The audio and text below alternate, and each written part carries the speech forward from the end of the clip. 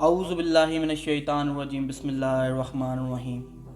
حضرت ابو ہریرہ رضی اللہ عنہ سے مروی ہے کہ رسول اللہ صلی اللہ علیہ وآلہ وسلم نے 10 آدمیوں کی ایک جماعت روانہ کی اور اس پر حضرت عاصم بن ثابت انصاری رضی اللہ عنہ کو امیر بنایا، جو کہ حضرت عاصم بن عمر بن خطاب رضی اللہ عنہ کے نانا ہیں۔ چنانچہ وہ روانہ ہو گئے، یہاں تک کہ جب وہ افسان اور مکہ کے درمیان ہدا پہنچے تو حذیل کے ایک قبیلے کو ان کا خیال آیا جسے بنی لحان کہا جاتا ہے۔ انہوں نے ان کے پیچھے تقریباً 100 تیر اندازوں کا لشکر بھیجا۔ لشکر ان کے آثار کے پیچھے چلا، حتیٰ کہ وہ ایک ایسی جگہ پہنچ گئے جہاں انہوں نے ٹھہر کر کھجوریں کھائیں۔ جب وہ کھجوریں کھا کر اٹھے تو انہوں نے دیکھا یہ گھٹلیاں یثرب کی ہیں، چنانچہ ان کے آثار کے پیچھے لگے رہے۔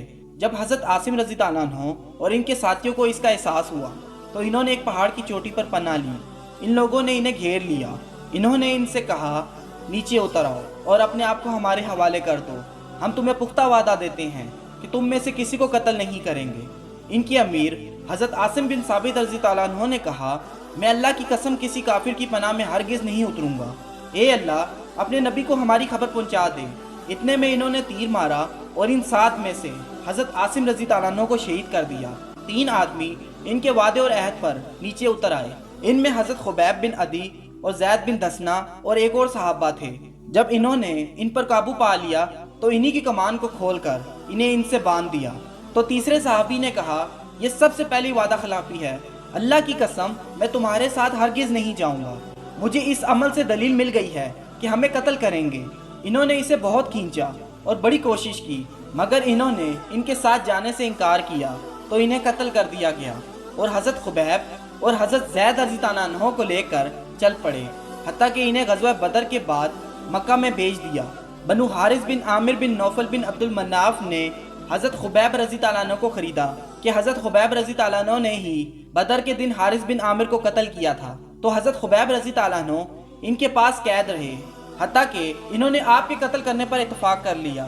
حضرت خبیب رضی اللہ عنہ نے ان کی ایک خاتون سے استرا مانگا جس سے بال کاٹے جاتے ہیں، اس نے دے دیا۔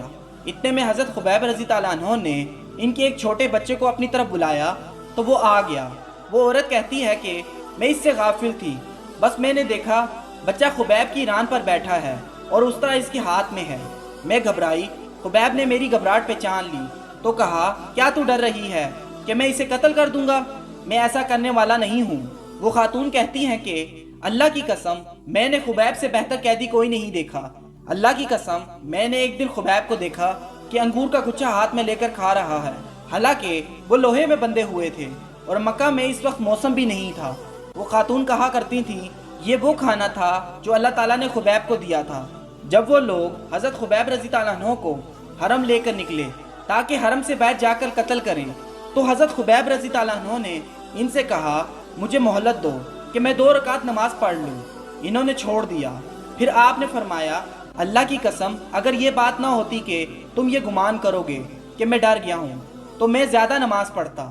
اے اللہ ان کو چن چن کر مار اور انہیں الگ الگ کر کے ہلاک کر اور ان میں سے کسی کو نہ چھوڑ۔ پھر اشعار پڑھے، بس مجھے کوئی پرواہ نہیں جبکہ میں مسلمان ہونے کی حالت میں قتل کیا جا رہا ہوں کہ اللہ تعالیٰ کے راستے میں مجھے کس پہلو پر موت آ رہی ہے، اور یہ اللہ تعالیٰ کی ذات کی مرضی ہے، اگر چاہے تو مجھے برکت دے یا میرے اعضاء کو ٹکڑے ٹکڑے کروا دے۔ پھر عقبہ بن حارث اٹھا اور آپ کو قتل کر دیا، اور حضرت خبیب رضی اللہ عنہ پہلے آدمی ہیں جنہوں نے ہر مظلوم مقتول کے لیے نماز پڑھنے کا طریقہ جاری کیا۔ اگر آپ کو ہماری یہ ویڈیو پسند آئی ہے تو اس کو لائک، شیئر اور سبسکرائب ضرور کیجیے گا۔ شکریہ۔